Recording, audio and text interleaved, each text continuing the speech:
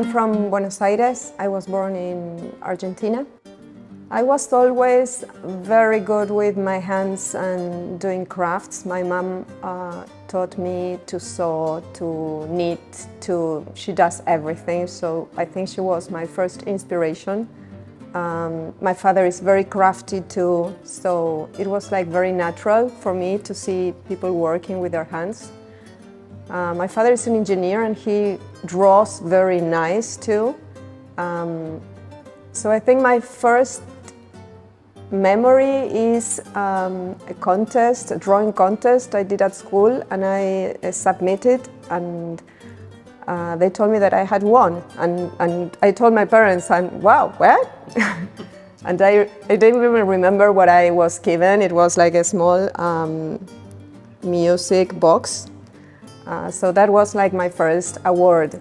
But I've always drawn a lot.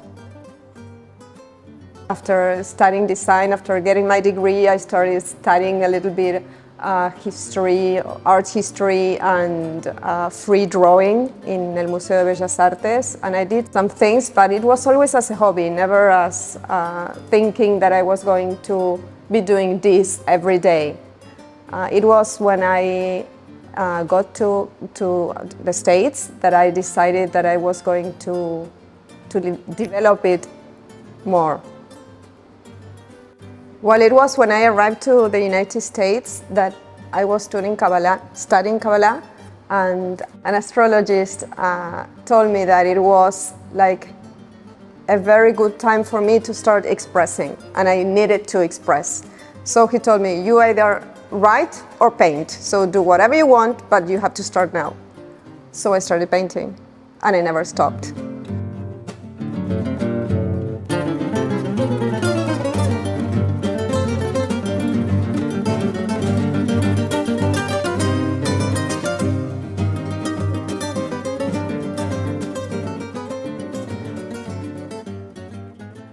I was very good at drawing, like figurative, when I was a kid, but I think I am so judgy with myself that I have to do everything so perfectly that my intention with abstraction is to like stop with that. You know, in abstraction it doesn't have to be perfect. So I wanted to break with that. I wanted to be able to express myself without being without having to judge what I'm doing. It's like the need to be free to express whatever it has to come out, you know? I always start with a palette of colors. I guess that comes from my design background, that color is such an important matter to me. But then it's like I'm always, and this I can understand because like when you paint and you look what you have done, it's like afterwards you discover what you have done. At least that happens to me.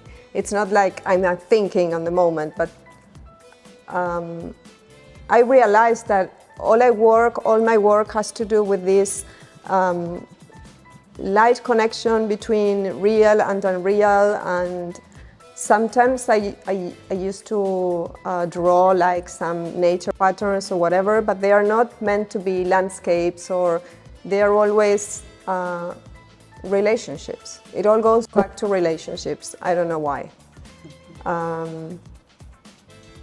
I don't know why.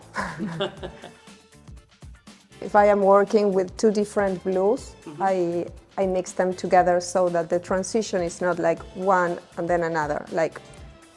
But that's because I'm a little bit untidy and my brushes are always like not very clean, I guess. But I also find that hard transitions are like, I don't know, I find it hard. So I like to make them a little bit subtle. Why is it important to self-express? I don't know, but it's a necessity. It's kind of, I wouldn't say an obligation, but it's what I feel I need to do. I feel like this connection to something bigger, I wouldn't say like, I don't want to use big words like I'm connected to God or whatever, but because it's not that. It's like it's like I'm doing what I'm supposed to do, and it feels good. So I love doing it because I feel good while doing it. It's a little bit selfish. It's like a spiritual process to let me know myself through expression. And I'm learning a lot.